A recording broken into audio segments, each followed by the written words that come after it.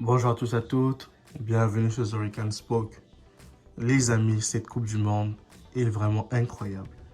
Elle nous offre des suspens insoutenables, inimaginables, indescriptibles en fait.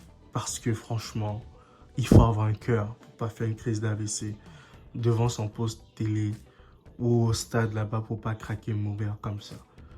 Les amis, figurez-vous qu'aujourd'hui, nous avons assisté à l'une des rencontres épiques, à une rencontre vraiment hors du commun, à une rencontre qui n'a pas du tout été belle, une rencontre qui a été gâchée un peu pour moi par l'arbitrage en fait en quelque sorte. Mais ceci, c'est pour la beauté du football en fait, si on doit le dire ainsi. C'est pourquoi vous avez vu que le Brésil s'est incliné face à la Croatie au tir au but, sur le score de 4 buts à 2 les gars. C'est vraiment incroyable et c'est déplorable en fait de voir de tels scénarios. Tout d'abord, faisons un petit récapitulatif. Cela fait déjà depuis 2002, on va dire 20 ans, que le Brésil stagne au niveau du football mondial. Cela fait 20 ans qu'en Coupe du Monde, le Brésil ne produit rien de bon. Parce que la dernière fois que le Brésil avait gagné sa Coupe du Monde, c'était en 2002 avec El Fenomeno qui avait fait son doublé contre l'Allemagne d'Oliver Kahn. Mais depuis 2002, le Brésil n'y arrive plus. Le Brésil n'arrive plus à battre qui que ce soit. Le Brésil ne fait plus vraiment peur au monde, les gars. C'est incroyable. Incroyable, les amis. Incroyable. La génération d'El Phénomène en 2006 a joué les quarts de finale contre la France. Ils ont perdu 1-0. Celle de 2010 de Dunga s'est fait éliminer lamentablement. Je crois que c'était par les Pays-Bas. Je crois que c'était en quart de finale aussi. Celle de 2014 qui a joué à Rio, au Brésil, s'est fait éliminer aux demi-finales sur le score de 7 buts à 1 par l'Allemagne. Celle de 2018 a perdu contre la Belgique d'Eden Hazard, là où Eden Hazard fait un match fantastique, magique ce jour-là, et ils ont battu le Brésil 1-0. Et celle de 2022 qui est vraiment pour moi l'équipe la plus complète depuis 2006, hein, parce qu'en 2006 ils étaient très forts, hein, mais en 2022 ils étaient plus forts que ceux de 2006 les amis. Mais ils se font quand même sortir au tir au but par la Croatie. Ce n'est pas normal le Brésil. Peut-être qu'il faut que le Brésil revoie sa façon de jouer. Il faut qu'ils arrêtent d'européaniser leur football. Ils doivent jouer comme on joue au Brésil. Parce que si vous partez au Brésil, pour nous qui avons la chance d'être allés au Brésil, mais vous voyez que le championnat brésilien, vous voyez le jeu au Brésil est différent de ce que l'équipe nationale du Brésil produit. Ce sont les limites du Brésil en fait. Et c'est terrible en fait à voir. C'est terrible. Pour moi, le Brésil gagne cette Coupe du Monde. Je ne voyais pas le Brésil être éliminé par une équipe de Croatie. Bien attention, hein. La Croatie, c'est une grande nation. La Croatie des Šuker, des Dado Percho a toujours été une grande nation de football. Mais la Croatie des dernières années n'est pas une équipe qui peut battre le Brésil en temps normal, les gars. Honestly, how it's possible? C'est pas possible. C'est même pas un peu possible.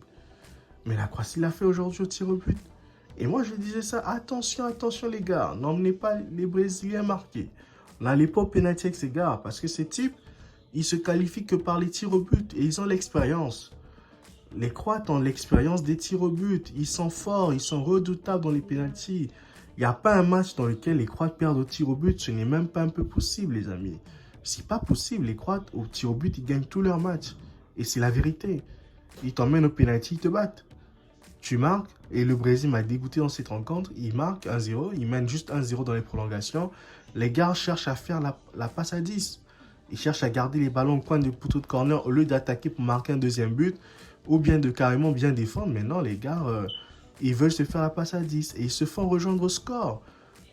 Imaginez que le Brésil a dominé toute la rencontre. La Croatie n'a même pas fait des tirs, on n'a même pas vu Alisson Becker dans le match. Il était nul, invisible. Thiago Silva invisible. Mais dès que le Brésil marque, le Brésil se relâche. Là, les Croates commencent à jouer. Les Croates se procurent des actions. Ils sont un peu dangereux face au but. Et après, ils vont finir par marquer ce but. Et tout ça, c'est parce que le Brésil a arrêté de jouer. Le Brésil s'est cru trop beau. Le Brésil a été comme dans une facilité. Et moi, oui, et pour moi, ça, c'est terrible. Parce que les gars se sont crus trop beaux. Et ils ont carrément été relax. Ils ont fait du n'importe quoi. Ils jouent les corners à deux. Alors qu'ils ont des joueurs pour les têtes. Ils ont des joueurs qui sont capables de mettre des coups de tête pour mettre des buts. Mais bon, tout ça, hein, c'est le Brésil. Ça fait déjà quoi, 20 ans que le Brésil n'y arrive pas. Je ne sais pas si en 2026 aux États-Unis, au Canada et au Mexique ils vont pouvoir le faire, je ne pense pas. Parce que la génération Neymar est vieillissante. Même si hein, la relève est là avec les Vinicius, Rodrigo. C'est une bonne génération qui est déjà là. Mais bon, ça ne promet rien. Hein, parce que pour moi, cette année, le Brésil avait les meilleurs joueurs à tous les postes. Là. C'était la meilleure équipe du Brésil depuis 2006 ou 2002. Mais bon, ça n'a rien donné.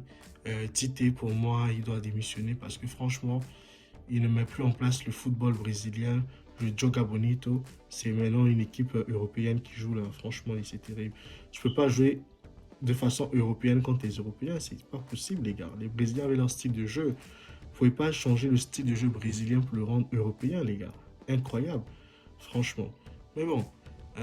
Pour moi, autre chose que j'ai pas compris dans cette rencontre, c'est l'arbitrage. Les gars, comment on peut prendre un arbitre européen pour venir arbitrer une rencontre opposant sud-américain à européen? Ça n'a pas de sens.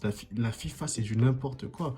On aurait dû prendre un arbitre asiatique ou bien un arbitre de l'Océanie ou un arbitre africain pour venir arbitrer ce match, mais pas un arbitre européen qui a clairement affiché sa position dans cette rencontre, qui a plus été du côté de la Croatie. Les Croates ont fait des fautes stupides, des fautes terribles, mais les gars s'en sortaient bien. Même pas de coup franc, même pas de carton jaune. Les gars s'en tiraient parfaitement.